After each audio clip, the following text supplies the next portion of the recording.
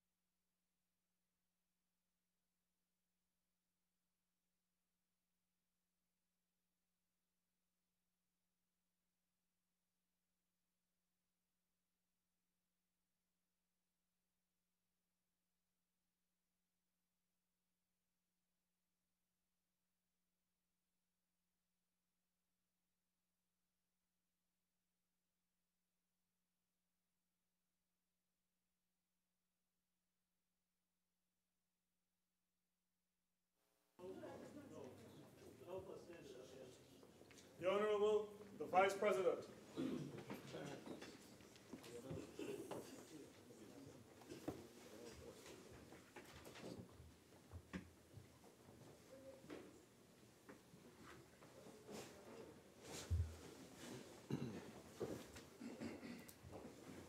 Senator Ramdeen. Mr. Vice President, and thank you for the opportunity this afternoon to contribute on this motion that has been brought by the leader of Senate Business, Senator Mark. Mr. Vice President, there is a saying, show me who your friends are, and I will tell you who you are. And I think this scenario with AV drilling is one where that saying comes to life. Show me who your friends are, and I will tell you who you are and what you are. This AV drilling scenario and this conspiracy to defraud the taxpayers of this country, Mr. Vice President, is one that is very disturbing to, I think, every right-thinking citizen of Trinidad and Tobago. And whereas the leader of the opposition has been the subject of attacks by the government, led by the Prime Minister, for bringing this matter into the public domain, I want to say on behalf of the people of Trinidad and Tobago that I thank the leader of the opposition for bringing this matter into the public domain and for acting as she always does in the public interest, to protect the public interest, when those who have been elected to do so have failed miserably in that duty. Mr. Vice President, in almost every single debate that we have here in the Senate, we hear the hue and the cry of the government that they do not have money, that the country is not in the financial position that we were in between 2010 and 2015. Every debate that the Minister of Finance or the Minister in the Ministry of Finance presents to us, we hear it. We hear it from the Minister in the Ministry of Energy, the Minister in the Ministry of Agriculture. In every single ministry, we hear the mantra of the PNM, which is, we must get more from less.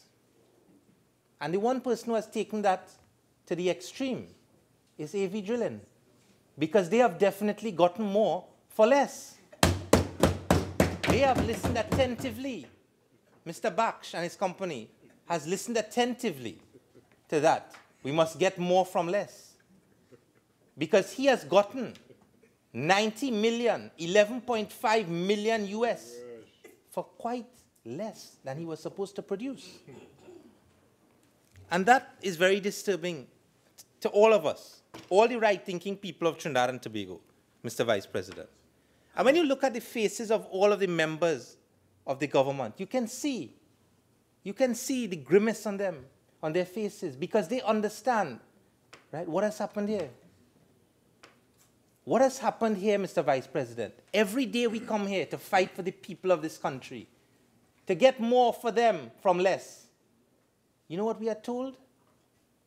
that when this government came into power, the Ministry of Education said they wanted $30 million to finish the 70 schools that were left in 2015. They couldn't get that. There are schools today, Mr. Vice President, that need a $5 million to finish for our children to go to school, and they can't get that. I was disappointed when I heard the minister in the office of the Prime Minister today. That's why I read the question twice. Because you know why, Mr. Vice President? This weekend, I was in Sandy Grande. And there is a home, a children's home in Sandy Grande with 5 orphan children. I'm not going to call their names, and I'm not going to call the person who is in charge of that home. But that woman went and took 2 children are dropped by her home, orphans. And she needs $1,200 to look after those children from the government. $1,200 to look after those 5 orphan children. And she can't get that from the office of the Prime Minister or the Children's Authority. But AV Drilling could get 11.5 million US to take and carry down to his place. 11.5 million US, you know. AV Drilling is being paid in US. When you hear that you can't, the businessman who's making an honest living and the day comes, the man who wants to take his children and send them to university can't get US to send his child to university. But AV Drilling could get 11.5 million. That just can't be right. And nothing that the Minister of Energy can tell us will give us any comfort about that. It is wrong. And when the facts are played out, Mr. Vice President, when the facts are revealed, you know what this amounts to?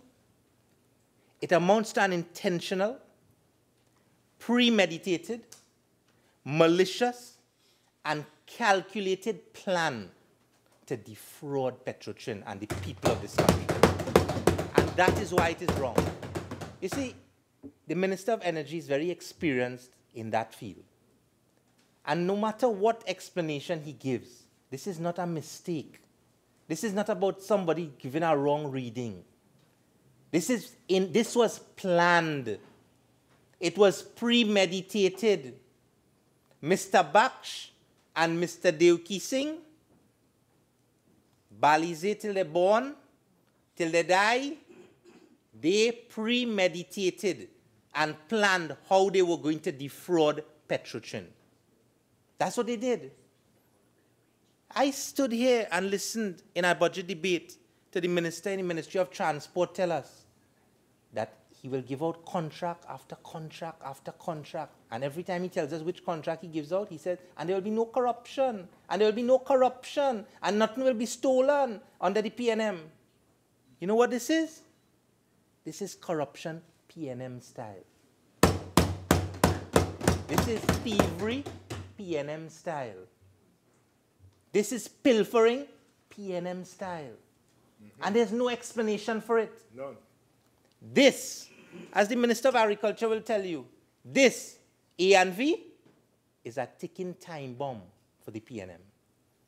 And the time is running out. And when it explodes, they will explode out of the corridors of power in this country. This is the one. This A&V is the one that will bring down the PNM. Because the people of this country are upset about it, Mr. Vice President. They are upset that of all the companies that you could choose to do this, you will do it to Petrotrin. Every single budget debate, you hear the Minister of Finance tell you about the state, the financial affairs of Petrotrin.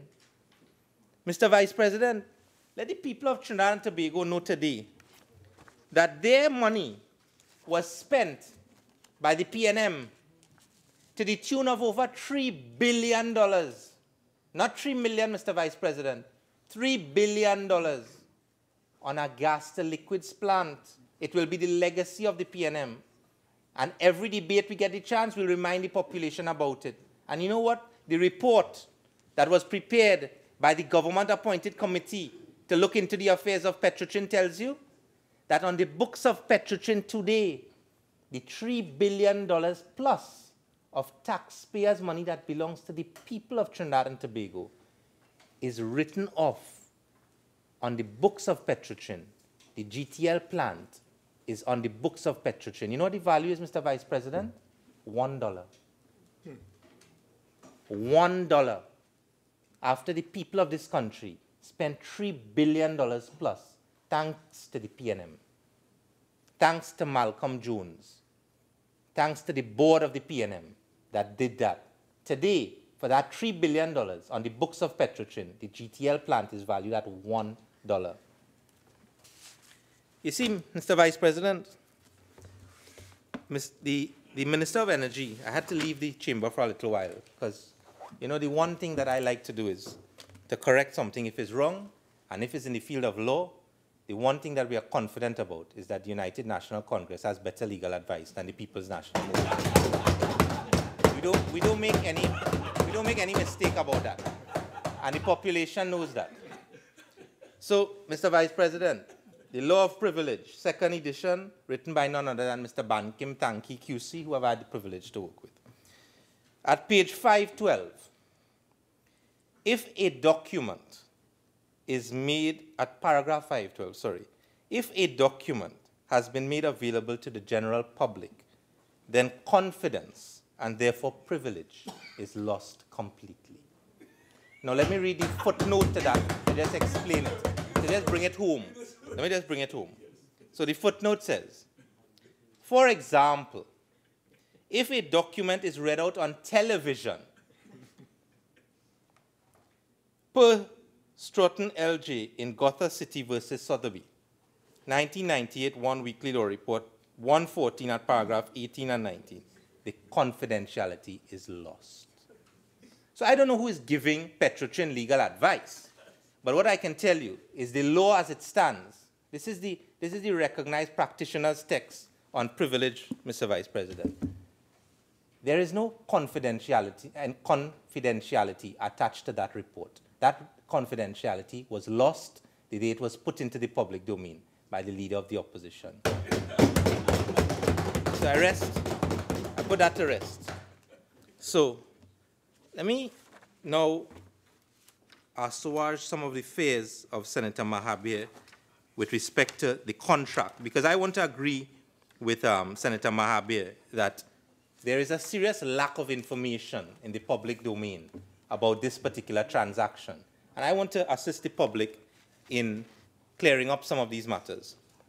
So the persons who would have, and before I get to that, Mr. Vice President, before I get to that, let me say today and put it on the Hansard for the people of Trinidad and Tobago to understand that we have hard-working, dedicated and dutiful staff at Petrotrin who look out for the interest of the people of Trinidad and Tobago in that state enterprise called Petrotrin. So let me put it on the record today, right, for the people of Trinidad to know that we didn't need Kroll and Gaffney and Klein. We had hard-working people in the audit department of Petrotrin. Vidya Jai Singh, Avian Mingo, Mahendra Prasad Singh, and Diane Lochan. These people, Trinidad and Tobago owes them because they were the people. We didn't need to go to Canada. They were the hard-working people who would have gotten a fraction of what Gaffney and Klein and Kroll would have been paid to do the exact same work. To see if the foreign company would have discredited what our own Trinidad and Tobago nationals produced. Mr. Vice President, when I read this report for the first time, I was shocked. I was shocked because I was so impressed at the level of detail, at the level of analysis. The piece of work that was produced by the Internal Audit Department of Petrotrin is something that we should all be proud of here. These people performed their duty diligently, and it is because of them that we were able today to understand what was taking place as Petrotrin. And Mr. Vice President, let me tell you, I get no comfort in Mr. Espinay telling us about time and about we want to sacrifice, we don't want to sacrifice the investigation because of quickness and all of that. You know, I get no comfort in that. You know, the Minister and the Ministry of Energy wants to sell that to the population. The population is not buying that, and I'll tell you why. If the board of Petrotrin that owes a fiduciary duty to the people of Trinidad and Tobago. Under the Companies Act, they owe a fiduciary duty. You know what is the first thing they would have done? When this was put into the public domain, they would have gone and checked every single contract that was given to every operator and see whether this was going on in Petrochin in other places. Because I have the funny feeling, Mr. Vice President, that this A&V is not the only instance of this, you know. And this has been going on a long time. And when the Minister of Energy tells us that the board has acted in the best interest of the people because they have now widened the investigation, Mr. Vice President, we don't buy that. And I'll tell you why we don't buy that, Mr. Vice President. That is something that the board had to do. And I'll tell you why. Initially, and I will go to the figures in a short while, initially, when the report was produced by the internal auditors of Petrochin, the focus was on 6 months of this year, the first 6 months between January and June. But what is really the real saga behind what has taken place here with A&V, Mr. Vice President, is that this has been going on for a very long time. The only difference between January and June is that the appetite of Mr. Baksh had just increased. That was all. He realized that, you know what, we have to hype it up a little bit for whatever reason between January and June. That was all. And that's why it was planned and premeditated. And I'll show you how, Mr. Vice President. The Minister of Energy holds on to the fact that this report is a confidential report. Well, Mr. Vice President, let me tell you this. We have an act in Trinidad called the Freedom of Information Act. And that act was an act passed by a UNC administration, like all other pieces of legislation in this country that is passed to strengthen the democracy of this country. And in that act, there are certain exceptions. And let me educate the people and the Parliament. The public interest always overrides any exception to confidentiality. Always. And this is a matter that is in the public interest, undoubtedly, to the people of this country. So, Mr. Vice President, let me demonstrate to you what was going on at Petrochin. Because the Minister of Energy wants us to believe that when the board tells us about the expanding the investigation, that somehow that is the board acting in the best interest. Let me tell you what was going on. Why the board of Petrochin had to expand the investigation was not because of any transparency or anything to hide. Because the report of the internal auditors had already demonstrated that the thievery was going on long before January 2017. And the figures were already there, so they couldn't shut their eye to it. They were compelled to do what they did. It wasn't any board acting in any best interest. So let me tell you what was going on. In January of 2016, right? In January of 2016, you know, this is 3 months after the PNM came into power. 5,420 barrels gone. That's January. In February of 2016, 4 months after the PNM came into power, 25,000 barrels gone. This is a year before the 6 months that we're talking about, when we talk about the 11.5 million US. It's a year before that. In May, 13,000 barrels gone. In August is a month he gets excited, 28,000 barrels gone. 28,000 barrels Petrochin was paying for, gone. In September, 19,000 barrels gone. In November, 10,000 barrels gone. In December, 19,000 barrels. Between January and December of 2016, not 2017, 2016, the auditors, the internal auditors of Petrochin, found that Mr. A&V, Mr. Nazim Baksh, the friend of the Prime Minister, he sold 90,000 barrels of oil to Petrochin that Petrochin paid for and got nothing. That's outside of the 349,000 that he took. So I want to agree with the Minister of Energy. I want to agree with him. He knows this field. He's right. He's very right. You can't sell oil like Zaboka. You have to plan how you're going to steal it. And you can't take it from the tank when it comes out of the ground. When you're stealing oil, you have to make sure and falsify the documents when you're taking it out of the ground. So you can't put it like by the shed and say, I have 20,000 barrels by the road to sell like Zawaka. That's why they knew exactly what they were doing. And that is why it is so wrong. They planned to steal from the people of Trinidad and Tobago. And they executed well. And you know, Senator Mark said you must connect the dots. But you know, in law, they said there's a golden thread that runs through the common law. Well, there's a red thread that runs through this A and V. It's called the P&M. Red and ready.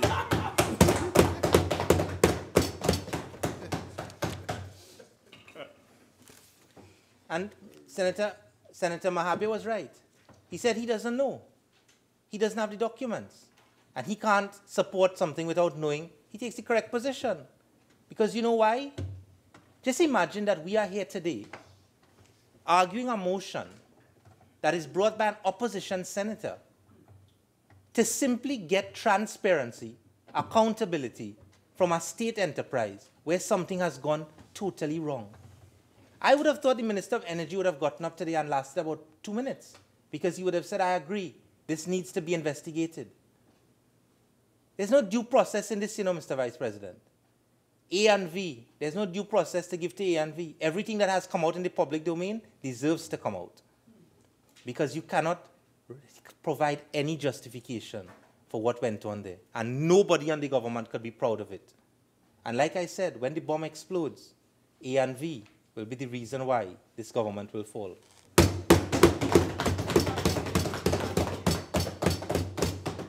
Mr. Vice President, let me comfort Senator Mahabe and read into the Hansard what the recommendations of the Audit Committee. They had privilege of seeing all the documentation and doing all the research. So let me tell you what they recommended, because they are in the best position to recommend what is to be done.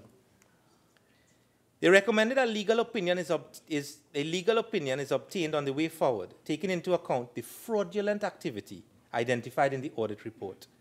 This should include, but not be limited to, the application of the termination clause in the contract. Right? So when the Minister of Energy comes and tells us that the matter is being handled well, due process, you know what the board of Petrochin is going down a very deep and dark hole? It's because they have an audit report in their hand that triggers their fiduciary duty to Petrochin and the people of this country. And the Minister of Energy has not told us in his whole contribution whether the board of Petrochin has implemented one recommendation of the audit committee. When they have the audit committee report in their hand and they have it supported by 2 external reports. So let me tell you what was number 2. A lease automatic custody transfer unit be installed at the Cats Hill Tank Farm, which is what the Minister of Energy said is very expensive, but I think it's now worth 100 million. I'm sure we could afford that. Check valves are installed on the discharge line of both sales tanks at the Cats Hill field to prevent backflow of fluid. But let me tell you the most important one, Mr. Vice President. Coming straight out of Senator Mahabe's contribution. Clause 14.5 of the IPSC is invoked to withhold payments to the operator for 2017 June and July until the volumes not delivered to the Barrackport Tank Farm are quantified and invoices adjusted accordingly, which is exactly what Senator Mahabe has said.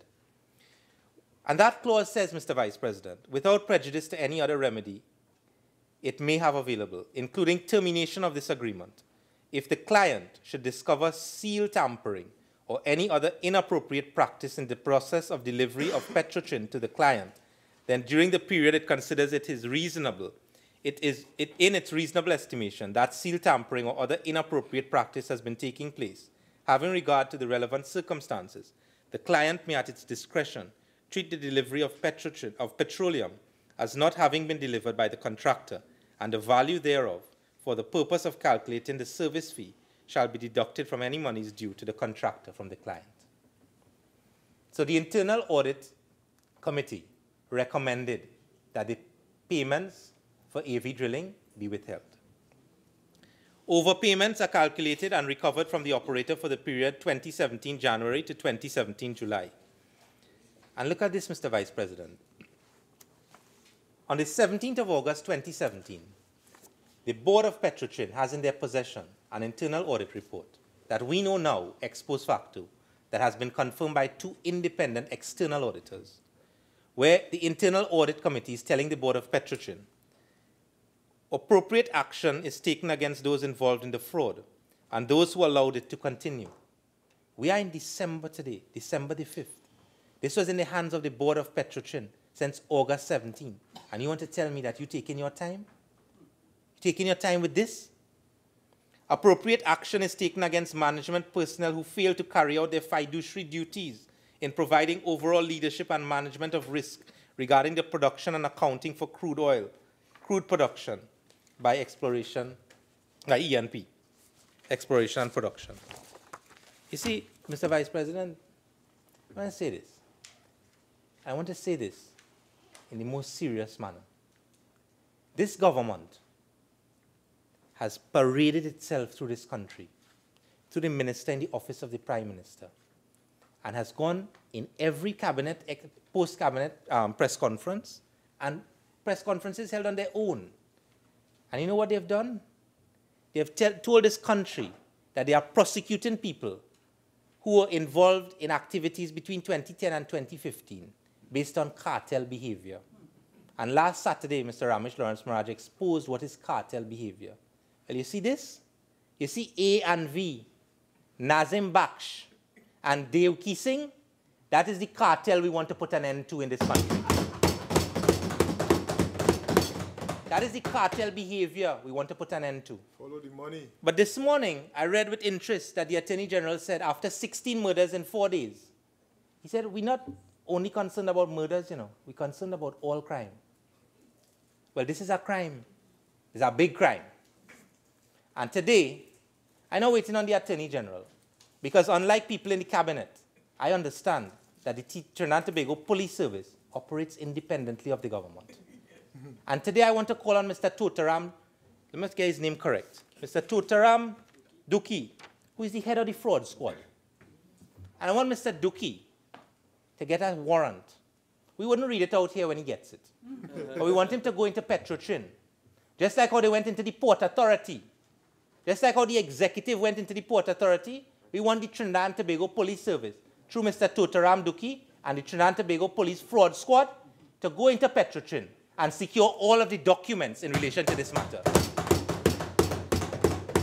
Just like how you could have gone and gotten the phone for the general manager of the Port Authority and get all the text messages, because this is a text message government. They prosecute people on text messages. We want to prosecute people on evidence.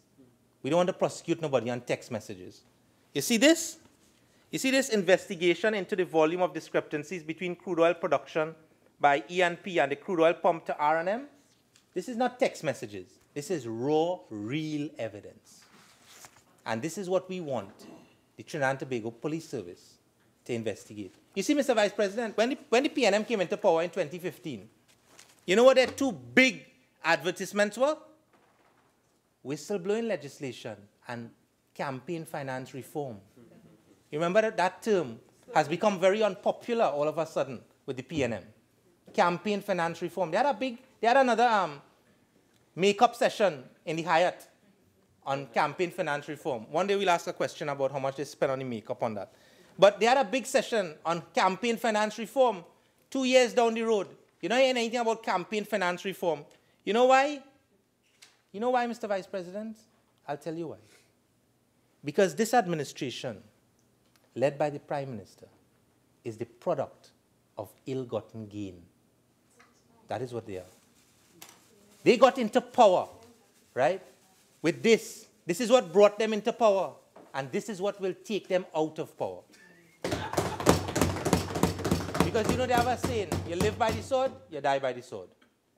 This is what got them into power.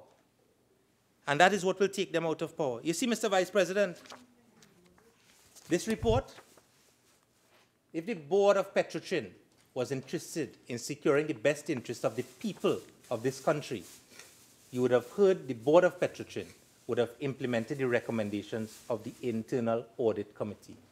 There's nothing holding them back. And every day that passes, that the board of Petrotrin refuses to act on this report, they are in breach of their fiduciary duty. And let them continue, Mr. Vice President. You know why?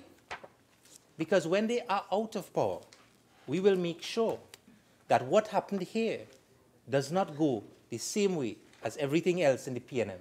It wouldn't go out of power. We will make sure that the people who are responsible for this, are held accountable for it. Because you cannot have children 3 weeks before Christmas. You have parents who cannot get a food card. You have public servants who cannot be paid. You have people who are going to the hospitals and they cannot get medicine. And while you have businessmen complaining that they cannot go to the bank and get 500 US, you have one man walking away with 11.5 million. Mr. Vice President, how this government faces the population every day, one wonders. When you come here every day and tell us you must get more from less, Mr. AV is more from less. He's Mr. More from less. That is what he is. And it is shocking, Mr. Vice President. Shocking. Mr. Vice President, when you hear what the reaction of the government was to this, it is absolutely incredible that the leader of the opposition places into the public domain a scandal of immense proportion. And the Prime Minister, who is out of the country at the time, the Prime Minister, the head of the cabinet, and the head of the People's National Movement, hears that there is an insurmountable piece of corruption that goes on and has been raised in the public domain. You have Corporation Seoul. You have the Minister of Energy. You have the President of Petrotrin. Those are the people who are accountable to the cabinet and to the government and to the people of this country. Corporation Seoul, the Minister of Energy, the Board of Petrotrin, the President of Petrotrin. When this is raised in the public domain, what does the Prime Minister, the leader of our country, the person who leads the cabinet, does? Does he call the Minister of Energy and ask him, what is this about? Does he call the President of Petrotrin and ask him, I understand there's a serious matter that has to be dealt with? What is this about? Does he ask for a report from Corporation Seoul? No, he doesn't. You know what he does? He calls Mr. Devki Singh and he calls Mr. Baksh.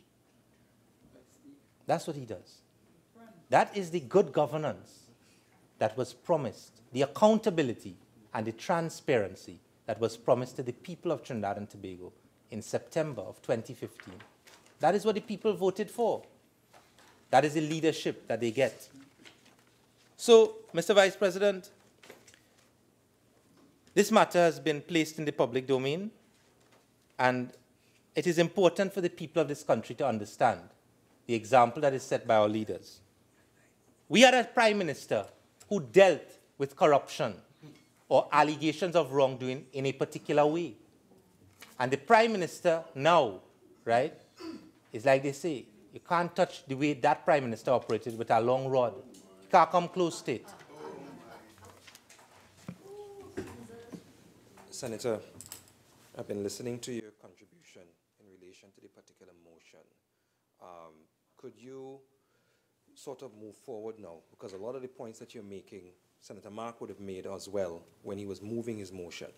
And you would notice when the Leader of Government Business made his contribution, he went along a particular line. Senator Mahabir also took it from a different angle. What I'm trying to say to you is that you're sort of repeating the same thing that Senator Mark would have said. So I don't think you have very much more time. So if you have new points to bring in, you can go ahead and move forward now. Points that I want to bring in is what the Prime Minister said when he was faced with these allegations. And I want to quote from Friday, September 15, 2017, the Trinidad Guardian. Rowley, who said he knew Baksh very well, added that he did not know what all of his friends would do all the time, but said if a person was his friend, he would not deny or disown the person on the grounds that an allegation was made. Being a friend means something, and we are all to be held accountable for our own individual conduct. Of course, we must be. And if I am expected if it is, I am expected that I say I don't know Mr. Baksh, then I will not do that. When I first saw the reports, it was shocking news. I did call him, and he denied it in its very terms. You know, today when the report of Gaffney and Klein came out, and Kroll, the words of the Prime Minister seem to be taking a different tune. And you know what is very disturbing about this, Mr. Vice President? What is more disturbing about this is that we sat here in this Senate, I sat here in this Senate, and heard the Minister of Energy tell us in the budget debate, I want to go on record and today praise one company that has done tremendously well on a program called the Incremental Petroleum Service Contracts. It is a company called A&V Drilling based in Penal. They took the Cats Hill field about 3 years ago. It was farmed out to them by Petrotrin, making 130 barrels of oil per day. You know what is A&V Drilling production at Cats Hill now? 4,000 barrels per day. And you know why it is 4,000 barrels per day, Mr. Vice President, as per the Minister of Energy? Because they have drilled 32 wells since they took over the field. Well, That comment was based on reported Petrotrin production as the head licensees to the Ministry of Energy and Energy Industry. And Minister of Energy, I thank you for intervening and saying that. But what that means, with the greatest of respect, is that the Ministry of Energy and those that manage the energy resources and the petroleum resources of our country are totally disconnected with what is happening on the ground.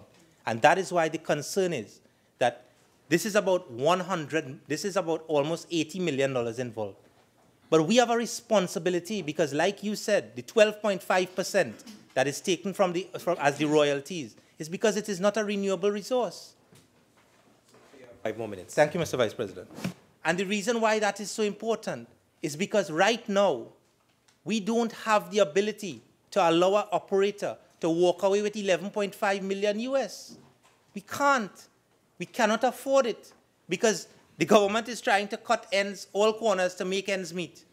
And you have one operator who is, I mean, this is very, very serious. Because at the end of the day, the Prime Minister, I know you've said you don't know what a PNM financier is. We do. If you want to know what, the Minister of Energy was a former chairman of the PNM. Current. That makes it worse. That makes it worse. That you are a chairman of the PNM and you don't know what a PNM financier is. Well, Mr. Minister of Energy, just like I did with the confidentiality, if you want to see what a PNM financier looks like, A&V Drilling. That's what it looks like.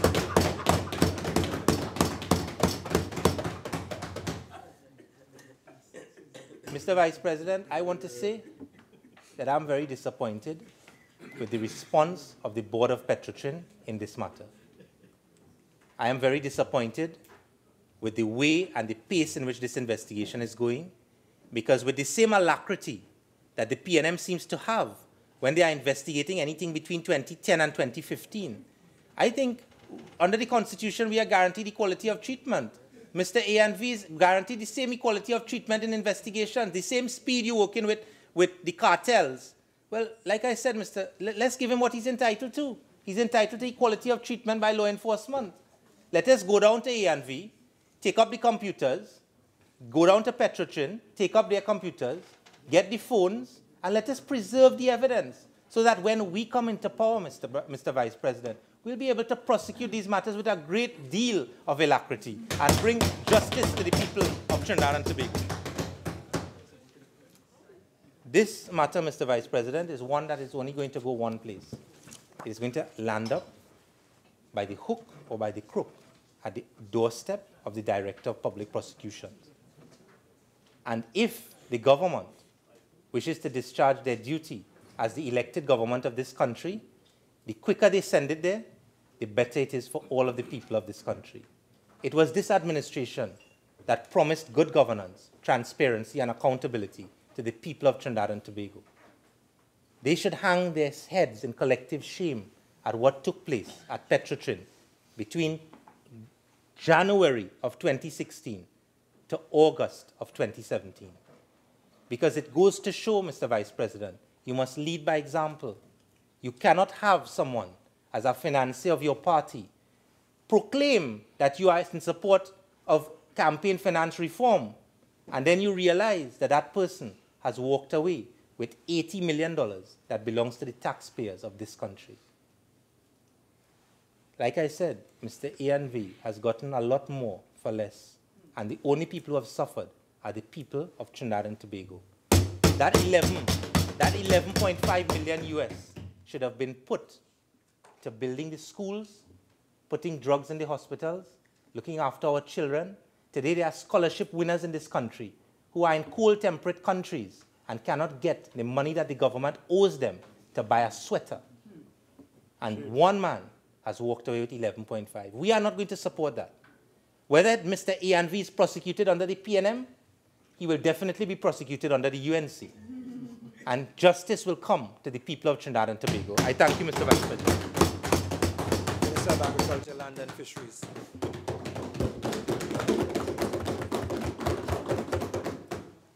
Mr. Vice President, thank you for allowing me to join this debate.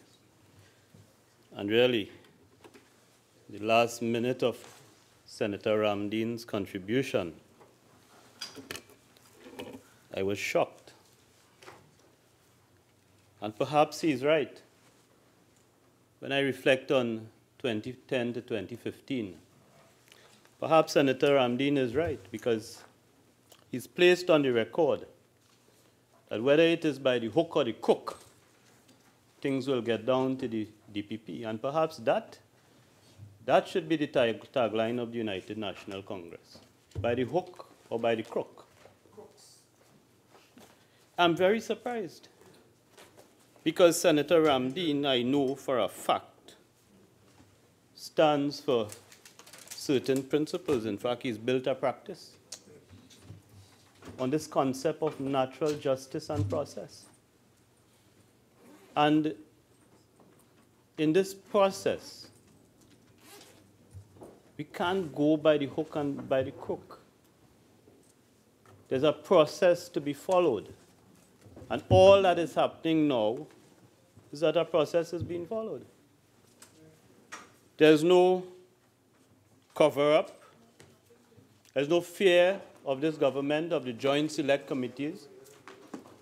In fact, Mr. Vice President, country saw something in relation to the controversial procurement of the vessel for the sea bridge. The country saw the Prime Minister appear before a Joint Select Committee of the Parliament. And the country saw before the Prime Minister, Minister of Works appear before the Joint Select Committee. It's not a question of not wanting to be transparent or not wanting to participate. It is a question of process and natural justice, and things must flow in a particular way. And Mr. Vice President, I respect Senator Ramdeen's practice of the bar and all of that. But I was astonished to hear his treatment of this issue of privilege. Because, Mr. Vice President, as the legal system has moved to simplify trials and make disclosure in such a way that we have moved away from ambush litigation, and we've allowed parties, whether it is in criminal law and civil law, to be able to access the material necessary to put forward their case. I cannot imagine that any legal treatment of privilege could permit the waiver of privilege on a political platform by an uninterested party. I could not believe that Mr. Senator Ramdeen was suggesting that the opposition leader, someone not party to any proceeding or any commercial transaction, a stranger to this matter, by referring to and waiving a document, waives something as fundamental to trial proceedings as privilege. There's no academic, there's nothing in academia and nothing in practice to support a notion that is as foolish as that.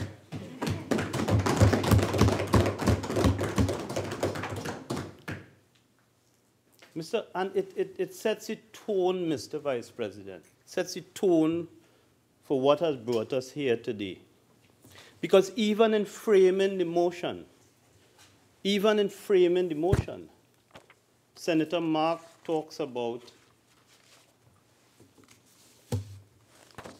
this is their motion. And on the third paragraph on the motion, Senator Mark talks about, whereas it was reported in the media that one of Petrotrin's operators, A&V Oil and Gas, overstated its level of, it wasn't reported in the media, Mr. Vice President. It was, as Senator Ramdeen said, it was the opposition leader making the disclosure. And one would have thought, Mr. Vice President, that Life Sport and the Ashwin Creed case would have taught them a lesson. Because, Mr. Vice President, again, it's basic law and fundamental to natural justice. And it should, if it was not understood before, it should have been understood in the 2016 decision in the Ashwin Creed matter, that the disclosure of the Central Audit Committee's report, and in disclosure in this case by laying it in the Parliament and then posting it on the UNC website, that the disclosure went against the grain of natural justice. The persons named in the audit report and the persons to whom fingers were pointed did not have an opportunity to respond. And that is fundamental, Mr. Vice President. That is fundamental.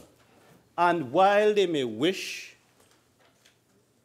to see justice run on the basis of the hook or the crook, we on this side don't have that luxury and don't have that intention either. Mr. Vice President, I listened to Senator Mark, I listened to Senator Mahabir, I listened to Senator Ramdeen, of course. And I want to say that this motion is very clear.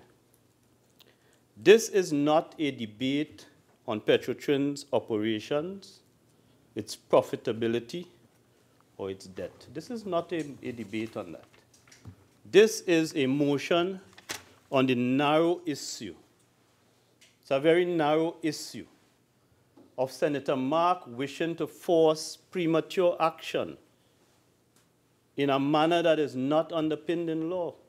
What he wants us to do, the two things he asks of us in the motion, this House is unable to do. He's asking us to call upon the Minister of Finance to do something. Mr. Vice President, even if we were foolish enough to support this motion, it is not even in the tenets of good governance. It is nowhere in the law. It is underpinned by nothing in the law which says to this House that we can compel a Minister of Finance to terminate a commercial transaction in which he is not a party. So what we are asked to do is impossible to do. And the second limb of what Senator Mark asked of us in this motion is also nearly an impossibility, which is to refer the matter to a joint select committee, which is to refer it to a joint select committee to be dealt with. But an attempt was made to do that before. And this House, even if we were to amend the standing order to give us that power, we cannot bind a joint select committee. We cannot ask them to do something that when they meet in committee, because it was said before, they regulate their own affairs. And in regulating their own affairs, the committee refused to deal with this matter before. And even if it was sent to that joint select committee, we cannot instruct and we cannot bind the committee when they set themselves together in committee to do what he's asked us to do. We're wasting our time. Because the committee has already resolved on the matter And the committee did not decide that it would never deal with the matter. Committee used three simple but powerful words. They said, at this time. That is all. And when the opportunity comes in, and Senator Mahabir, higher up in the standing order, you suggested an amendment to E. Higher up at C, you would see that the committees have very wide powers over ministries, departments, and enterprises. They have very wide powers. And if the committee, the departmental committee, wished to consider this matter, they could do so. The committee resolved that they would not do so at the time. And Senator Mahabir, it is not that the Joint Select Committee on State Enterprises did not wish to consider Petrotrin. In fact, in this House, the Joint Select Committee on State Enterprises laid a report on Petrotrin. In June 2016, laid in the House is a report which was a report, the first report of the Joint Select Committee on State Enterprises on an inquiry into the administration and operations of the Petrotrin. So that has been done. And if the committee at the appropriate time wished to go back into its work or to ask Petrotrin for an update on its work or ask Petrotrin specifically on a matter involving the subject matter of this motion, the committee is entitled to do that. And that is not news to Senator Mark. Senator Mark sits on that committee. As a matter of fact, the way our parliament is structured, there are three committees that could deal with this matter. The Committee on State Enterprises, the PAEC, which I believe is chaired by Senator Mark, and the Committee on Energy Affairs. They are all entitled, if they wish to, and if they felt that the time was right and the timing was right and it was appropriate to do so, they are all entitled to do it. But the key issue is that the one committee to which the question was posed determined that it was not the time to do that. And I say to you that the committee was absolutely right in deciding that it was not the right time. And if they wish, or any of the three, wish to go back to the issue and the time they believe is right, then they are entitled to do so. Mr. Vice President, I've listened, and I think that there are 5 words which summarizes the motion and the debate. And those 5 words are hypocritical, convoluted, premature, unnecessary, and dangerous. And let me start with hypocritical. You see, this motion, this type of motion, and this Petrotrin issue is not new. And I always have to remind my friends, the same way Senator Ramdeen reminds me of gas to liquids and the late Malcolm Jones, I always have to remind them. Because, Mr. Vice President, it was my colleague, Senator Gopi Skoon, when she sat in the other place as a member of Parliament for Point Fortin. May 22nd, 2015 was a very important day in the life of Petrotrin and motions of this nature. Because on May 22nd, 2015, then member Paula Gopi Skoon was able to introduce her motion relating to a transaction involving Petrotrin, known and reported in the media at the time as the Southwest Soldado transaction. And that motion had been laid weeks before. And it dealt with a series of articles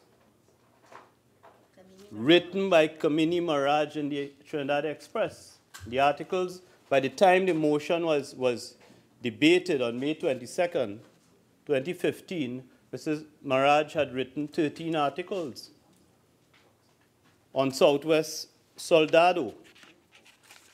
And what that motion, Mr. Vice President, asked of the other place, the motion spoke about recent allegations of impropriety with Petrotrin's Southwest Soldado project involving the illegal advance payment of US $1.2 million. And it also referred to the failure of Petrotrin to deal with the issue of a transfer of 750,000 US dollars to two private accounts at Scotiabank in Maraval, and asked that the government immediately order investigation into the contractual arrangements relating to Southwest Soldado, and also asked that the matter be referred to the Joint Select Committee on Energy Affairs for investigation and report. But let me tell you what makes that motion different from today's. You see, Mr. Vice President, after MP, as she then was, Gopi Skoon, put forward her motion, the response from the other side came from then Minister of Energy and Energy Affairs, Kevin Ramnarine, Senator Kevin Ramnarine as he was then. And as Senator Ramdeen talked about this urgency by the hook or the crook to get somebody down to the DPP. And he also, I was astonished, Mr. Vice President, you know I have a lot of respect for Senator Ramdeen. I was astonished that he could make a promise for criminal prosecution against people he deemed PNM financiers, that he could make a promise when he gets into government, he would prosecute. He made that promise today, it's on the answer. I was astonished. Because I'm not in the hook and crook business, Mr. Vice President. I am not. But what was interesting, this Soldado matter, Mr. Vice President, came up before the Petrotrin Board in 2012. This motion is being debated on May 22nd, 2015, 3 years later. And Mr. Ramnarine, Senator Ramnarine, as he was then, in the first few minutes of his contribution says, the matter was reported to the police on April 17, 2015. After MP Gopi Skoon filed the motion, 3 years after the matter came up before the board of Petrotrin, it was reported to the police. There was no urgency or hook or crook then. And I am not going to waste my time going into who financed who and who holding the two private accounts at Scotiabank. Compare that, Mr. Vice President. 3 years later, 3 years later, and Mr. Ramnarine says, no shame. He says the issues related to this particular motion have been well ventilated in the media for 3 months. And on the basis of that, Kamini Maraj, having started her series in March 2015, and upon the well-ventilated motion, media reports, 13 articles, the motion by the then member for Point Fortin, he finds himself with a report to the police. April. Compare that, Mr. Vice President, with what has happened in this matter. It has been 11 weeks since the opposition leader made her declaration on a political platform. What Senator Ramdeen calls a waiver of privilege, of our privilege. It's been 11 weeks. Since that time, we've had 2 audits. The 2 audits that were referred to by external parties, 2 independent audits. We've had an expanded audit into what happened. The original cover in the period January to June 2017, the extended cover in the period 2016, the 12 months. We've had legal advice taken by Petrotrin, to which Senator Khan referred earlier. And I'm sure we've had legal advice taken by the Ministry of Energy itself. We've had media statements put out by Petrotrin. We've had several urgent questions in both houses, Mr. Vice President, to which there were responses. And we've had questions on the order paper, to which there were responses. Compare that, Mr. Vice President. Compare 3 years. Thank you, Mr. Vice President. I beg to move that the Senate do now adjourn to Tuesday, the 12th of December, 2017, at 1:30 p.m. At that point in time, we will, the anti-gang bill is being debated in the House tomorrow. If that is successful, we'll be doing the anti-gang bill. If not, the bill entitled Bill Number 1 under second reading under Government Business, an act to amend the Motor Vehicles and Road Traffic Act, Chapter 4850, to provide for the implementation of spot speed camera devices for the purpose of detecting speed violations.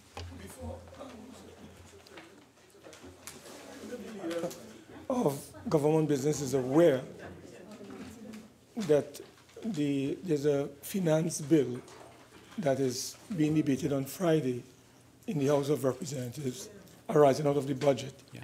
And I would imagine there's a timeline for it. Yeah. So I'm wondering if you want to... Yes, we will also want to include that. Depends on what happens in the House on Friday. And as a matter of fact, I thank Senator Mark for reminding me of that. That will take precedent of all.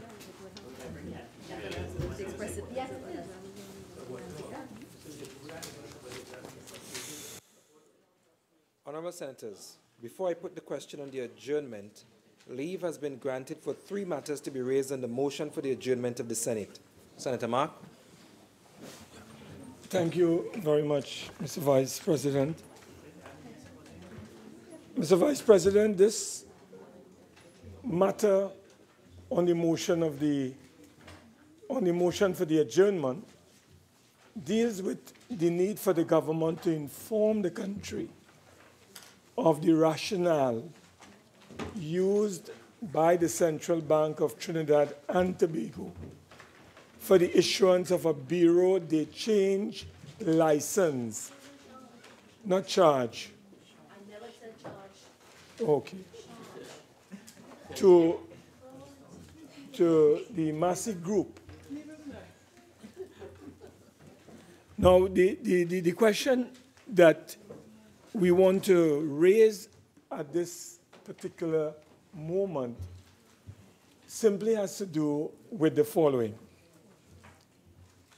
I want to make it very clear that we have no objection to any conglomerate having access to a license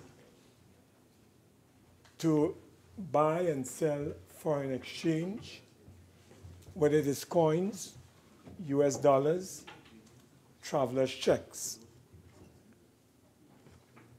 The concern of our side has to do with favoritism, nepotism, and cronyism.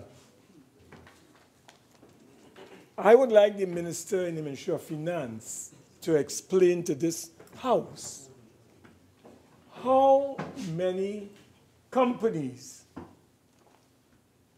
were lined up awaiting a license to conduct the same kind of business that was granted, Mr. Vice President, to Massey Group or the Massey conglomerate. And Mr. Vice President, what is even more alarming, to show the disrespect and the control that Massey has over the P&M, they were able, Mr. Vice President, to have a situation where this Massey company, which is a financier of the P&M, yeah, it's a financier of the P&M. We know that. We know that. Yeah, we know that. We know it's public shareholding, but we know we just get money below the table. Talk to ANV. All right, well, let me join. Senator Mark, Yes, I just sir. want you to focus Okay. your contribution this way, because you're turning that way, and then I can't hear you properly. So focus this way when you're talking.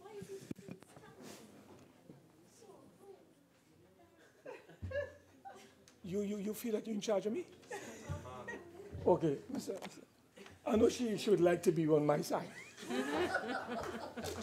Walking like Obama. No, Mr. Vice President, may I continue, please? Yeah, Mr. Vice President, the key point that I would like to make here is this. We believe that it is unfair, Mr. Vice President, to have one organization already having the power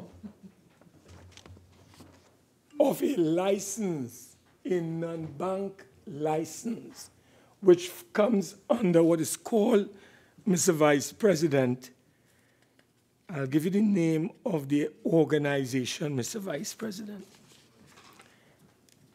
Massey has a non-bank financial institution called Massey Finance GFC, which is 100% owned by the Massey Group. This is equivalent to a non-bank institution. They sell and they buy foreign exchange already, like ANSA, Macal Finance Group, and there are a number of others. I can point out to you the ANSA Merchant Bank, the Development Finance Limited, and CB Global Finance Limited, as examples, okay? These are what you call non-finance, or non-bank rather, financial institution. They almost have equivalent power to that of a bank, Mr. Vice President. And then you have a few, what is called the Bureau de Charge, that my friend corrected me on a short while ago, where we have 6 licensed organizations. We have the Eastern Credit Union, the Cooperative Society Limited, Global Exchange Trinidad and Tobago Limited, Grace Kennedy Trinidad and Tobago Limited, Massey Remittance Services Limited, which is the one I'm dealing with now, Millennium Finance and Leasing Company Limited, and Trinidad and Tobago Unit Trust Corporation. These are what you call the Bureau de Charge institution. They deal with just selling and buying of foreign exchange and coins and traveler's checks. Mr. Vice President, why would the government want to give this extra or this new license to an institution that already has a license to buy and sell foreign exchange like a bank? And I can only assume that maybe that was part of the deal that took place when TSTT bought Massey Communication for $250 million. And then when we made a noise about the matter, Mr. Vice President, they were able to quickly renegotiate that deal, and it went from 250 million to 215, a 45 or $35 million difference. So what we want to find out from the Honorable Minister this evening, why, first of all, how many companies was standing in line, waiting to get a Bureau de Change license. And why did this particular company or conglomerate able to break the queue? We understand that they broke the queue.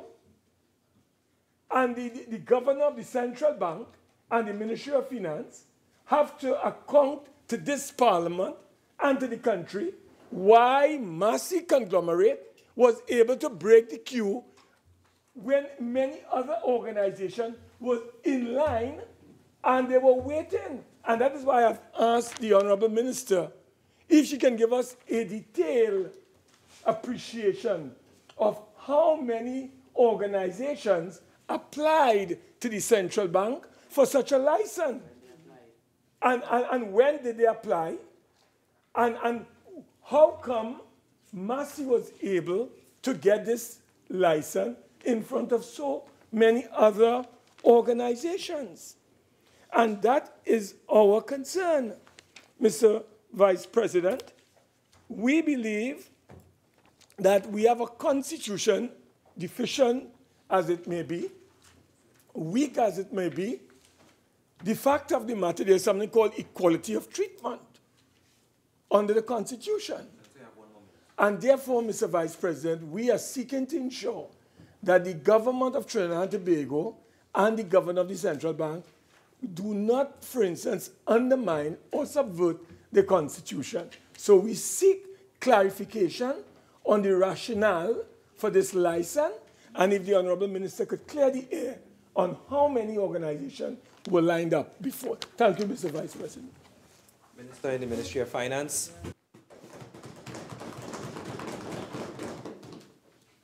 Vice President. Mr. Vice President, the Central Bank of Trinidad and Tobago issues licenses to qualified persons to act as authorized dealers in gold or foreign exchange pursuant to the Exchange Control Act, Chapter 7950. Pursuant to an order made by the Minister of Finance under Section 3.1 of that Act, the Central Bank is the designated authority in charge of exchange control. Section 5 of the Exchange Control Act is the authority upon which a central bank grants licenses to persons to conduct bureau de change of businesses. The section states as follows. The bank may, by instrument, authorize a person in Trinidad and Tobago to be an authorized dealer in gold or foreign exchange and may entrust to the person such duties, functions, powers, and obligations as the bank may consider necessary for the purposes of this Act and any regulations and other instruments under this Act. An application for a Bureau de Change license must be accompanied by the documentation outlined in Schedule 2, Part A of the Terms and Conditions for the operation of a Bureau de Change.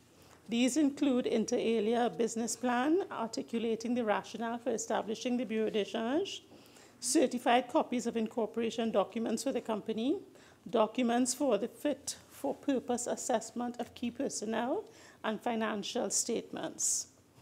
Massey Remittance Services Trinidad Limited, or MRSL, which is a money remittance service provider, was granted a Bureau de Change license by the Central Bank on April the 5th, 2017.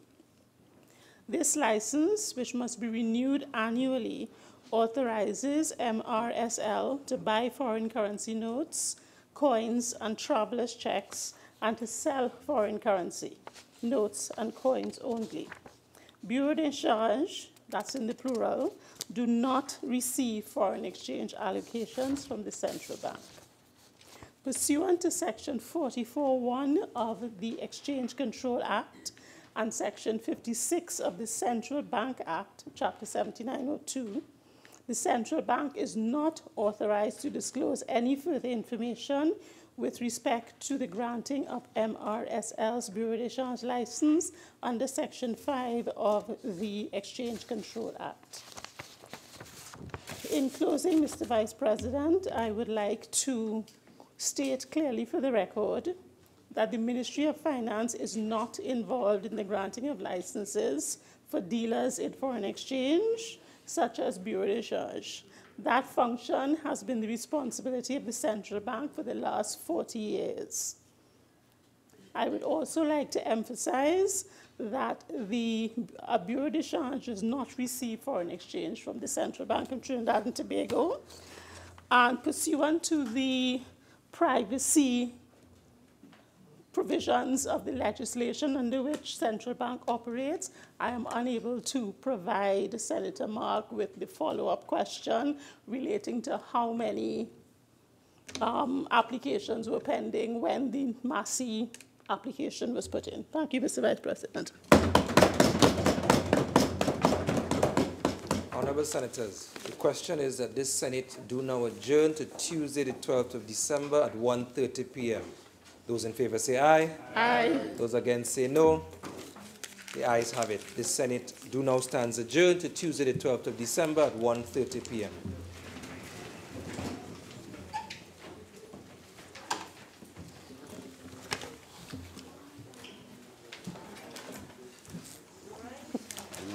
When you play, when you